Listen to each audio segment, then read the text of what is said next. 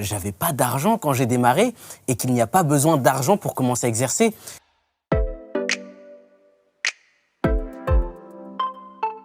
Il y a beaucoup de jeunes avocats ou d'élèves avocats qui me disent « mais il faut combien pour démarrer ? Combien de capital t'as investi ?»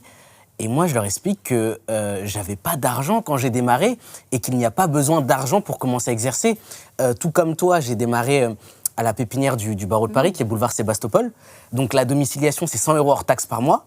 Et donc c'était la seule, hormis les cotisations forfaitaires URSSAF qu'on doit payer au départ, et CNBF, c'était la seule dépense incompressible que j'avais tous les mois. Je nuancerais le propos dans le sens où le fait d'avoir un fonds de roulement, quand tu t'installes, ça te permet aussi de sélectionner tes dossiers. Et pour moi, c'est hyper important, même dès le départ, de pouvoir sélectionner ces dossiers. Après, on peut aussi faire des choix qui sont différents de suite emprunter pour investir. Bien sûr. Et éventuellement, mais c'est différent et c'est propre à chacun, en fait. Ce qu'il faut comprendre aussi, c'est que l'open data, le fait qu'on ait accès à beaucoup de documentation, des outils, que ce soit monté comme Doctrine, etc., qui nous permettent d'avoir un accès à une documentation incroyable, permet à des coûts maîtrisés d'avoir une rentabilité au niveau de la structure qui peut être vraiment bonne, même dans un cabinet individuel. On s'est tous installés.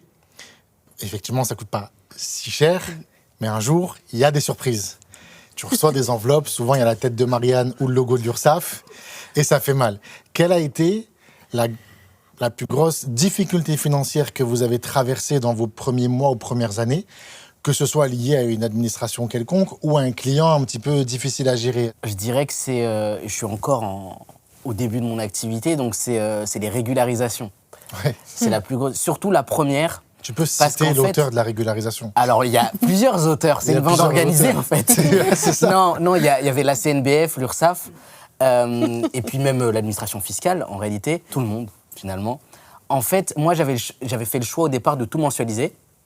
Et donc, comme j'avais tout mensualisé, je m'étais dit qu'il y aurait forcément un petit delta à la fin, puisque mon chiffre d'affaires, même mon premier chiffre d'affaires, était correct. Mais je ne m'attendais pas à un tel niveau de régularisation. Et ça arrive à Noël. Exactement. Et ça m'a permis de comprendre quelque chose qu'on ne nous a pas enseigné, je trouve. C'est qu'en réalité, c'est très vite, pour un avocat individuel, il faut très vite se mettre en société. C'est une question comportementale, en fait, au départ. C'est-à-dire que soit tu te comportes comme un BNC, soit tu te comportes comme une société. La différence sommaire, sans rentrer dans les détails, elle est, est-ce que à la fin de l'année, j'ai cramé tout ce que j'ai gagné ou pas pour vivre. Si je suis dans une logique d'investissement et de me dire il faut que je me laisse du fonds de roulement sur mon compte bancaire professionnel, dans ces cas-là, effectivement, la réflexion de la société, elle est hyper intéressante. Mais Parce que quand tu te rends compte que tu es imposé sur de la trésor, que tu n'utilises pas, c'est là que ça devient problématique. Là, le piège, c'est que quand tu commences à faire un chiffre d'affaires que tu ne consommes pas en entier ou que tu n'es pas obligé de consommer en entier pour vivre au quotidien, quand tu prends la régularisation sur ça, en BNC, elle te met à terre. Comment est-ce que vous avez appris à facturer? Parce que je suppose que, surtout pour vous qui vous êtes installés tout de suite, vous n'avez pas forcément eu accès à la facturation en stage, vous ne savez pas forcément comment ça passe, etc. Moi, pour ma part, je me suis inspirée. Un gentil confrère m'a transmis son barème indicatif d'honoraires. Je lui ai demandé. Et ça m'a beaucoup inspirée, bien sûr. Alors certes, on n'avait pas le même niveau d'expérience, mais c'était une bonne base pour moi, pour fixer le montant de mes honoraires en fonction des différents types de dossiers. S'agissant du montant justement à mettre de côté, moi c'était du 50% parce que c'est ce que j'avais aussi entendu dire à l'école des avocats de Versailles que j'ai faite. Ok. Tu avais ce fonctionnement aussi? Non, et puis au départ, s'agissant de la facturation, honnêtement, j'ai beaucoup sous-facturé. Parce que, effectivement, je ne maîtrisais pas véritablement la façon dont ça fonctionnait.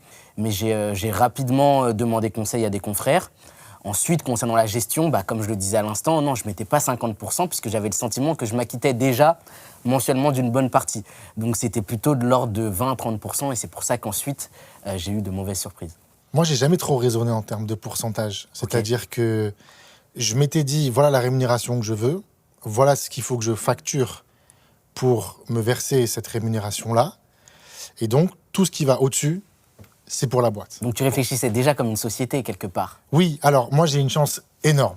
Bon, alors déjà, j'ai beaucoup entrepris avant, mais je suis devenu très ami avec mon expert comptable. D'accord.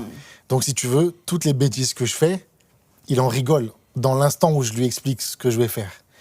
Et donc, forcément, ça m'a beaucoup aidé. Moi, j'ai été élevée, j'ai la culture du timesheet. C'est quoi ça? Ta feuille de temps. On parlait d'Excel et timesheets. Moi, je suis un gars de province. Timesheet, mais moi j'ai été élevée au timesheet, c'est-à-dire dans les cabinets anglo-saxons, on t'apprend que la gestion d'un dossier, tout est tourné vers la facturation en fait. Parce qu'il y a plein de moments dans la journée où tu ne vas pas pouvoir faire des choses qui sont facturables au client. Effectivement, il y a des journées où je facture 10 heures, 12 heures dans la journée. Il y a des journées où je vais facturer 1 heure, un quart d'heure. Parce que je vais travailler soit sur des dossiers au forfait qui, en fait, in fine, ne seront pas time-sheetés, donc je ne serai pas en mesure de savoir à quel moment j'ai réellement produit la richesse. Mais tu vois toujours le worst-case scénario, et en fait, quand tu es associé et à ton compte, tu fais un nombre de tâches non facturables qui est énorme. À très vite sur Doctrine et sur tous les réseaux sociaux.